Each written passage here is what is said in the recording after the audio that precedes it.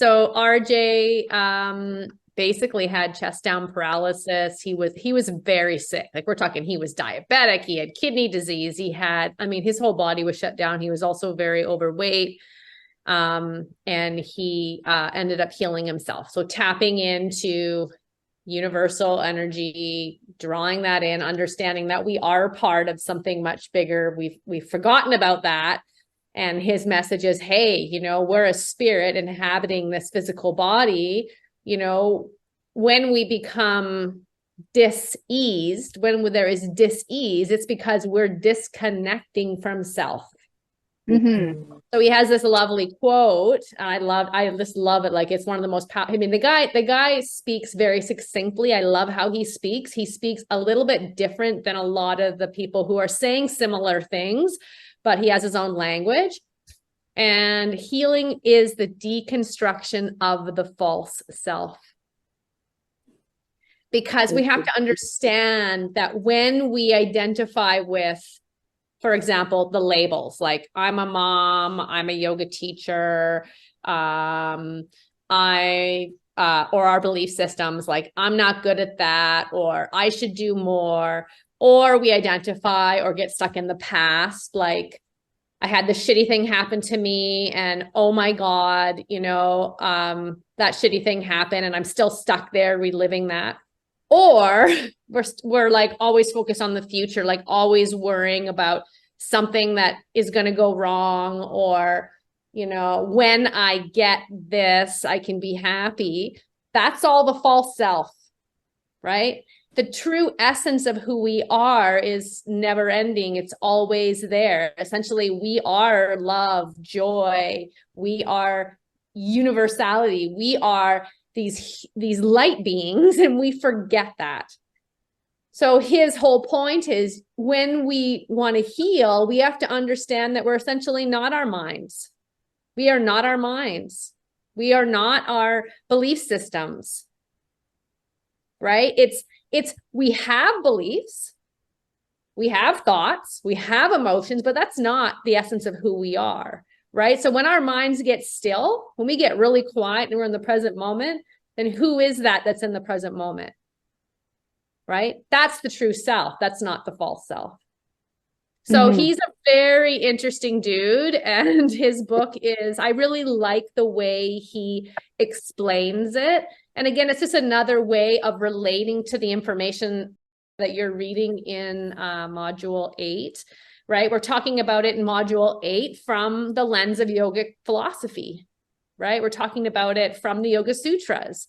And the Yoga Sutras are brilliant, right? They distill this information down and say, hey, when we have a forgetting of who we are, the Sanskrit word is avidya, right? Avidya is we forget who we are. And so that creates suffering.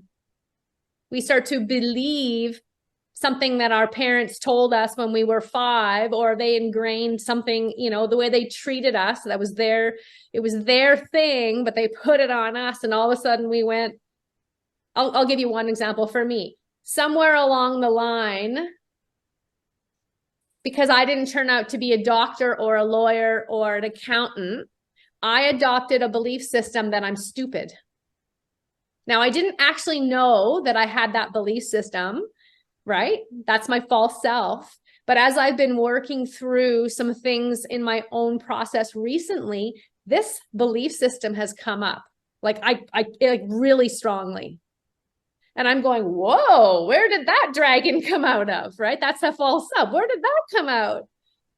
And I had an experience a couple of weeks ago where I've been working with this new automation, right? You saw the email that came in, and we're starting to create and engage with our clientele more often. And in that process of learning the software, instead of making the automation inactive while I was working on it, it was still active. I didn't know. Anyway, it ended up sending somebody, maybe more than one person, a bunch of emails, like 3 emails, like within an hour. And the person emails us and goes, well, I actually got it. I don't think Nicole saw it. Emails us and goes, I think 3 emails is a little much, isn't it? So what comes up for me as I was literally having this, I don't know, this internal dialogue of, Carrie, you're so freaking stupid. Oh my God, I can't believe you did that. You know, like you're bombarding someone's email address. And so the point being, it wasn't that, it was the fact that I have this old programming running me that I know intellectually isn't true, that I'm not stupid. But yet there's a part of it, there's a part of this belief that came up so strongly and made me look and go, okay, I am human. I'm allowed to make a mistake. So this is what RJ Spina is talking about, that the healing process of us moving through our own evolution is to start to look at those things and look at, well, why did I react that way? Right? Fundamentally, why on earth why did I have such a strong reaction? Like literally, if there was a whip, energetically, I felt like I was whipping myself, going, you're so stupid. And like, had I told Nicole, I didn't even tell Nicole, probably because I was even a little embarrassed. I didn't even tell her. But this is the point, is that like, I had to bring that into my awareness to understand that that's one little piece of the false self that is dictating how I live my life. Right? And so we continually are challenging ourselves to identify those false pieces and let those go, because what they do, those false pieces fragment us, right? We either identify with them or they become distractions from the true self. And the true self is that that's not really true. Number one, okay, I don't think I'm stupid. But number two, it's making me think less of the light that I am, when my truth is really just my desire. My wholehearted desire is just to share what I know, to empower people, to help people. In that experience, when I had that come up, it was like a complete block or a doorway for me doing that, like, because I literally was shut down. So can you understand how that's one small example, but we have these false aspects of ourselves playing out in all different ways. Fear of judgment, I'm not good enough, I don't know, making wrong choices, like I should eat healthier and I eat crap all the time, and then I put on weight and I wonder how come I'm fat. Right? I mean, any of those things are examples of ways that we stray from our true self. So it's a long story to kind of cycle back to RJ Spina's point of, again, we're not our mind, we're not those beliefs, we're not our past, we're not our future. And the way that he helps people kind of come back into an awareness of self is, he says, think about this. If you don't have a past and you don't have a future, then who are you? Right. Right? And who are you is the one who knows in this moment that you're present, right? That's the experience of the deeper essence of who you are, right? The one who in that moment, when I got quiet for 1 second, was like, oh, so who am I then? And what does SomaYoga do? If I tie it back to what we're teaching, what SomaYoga does is it gives us the opportunity to get quiet and come back into center so that we can connect with that.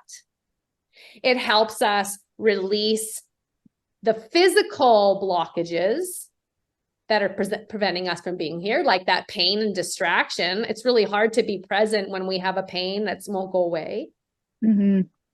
SomaYoga helps us like address the whatever, let's just say trauma pattern, a little bit of a lean and a twist, right? Well, that is our nervous system holding some sort of a blockages that, again, is obscuring our true self. So we pandiculate that. We, as Nicole was just explaining, we release that pattern, and all of a sudden now we're congruent and neutral, and we go, there I am.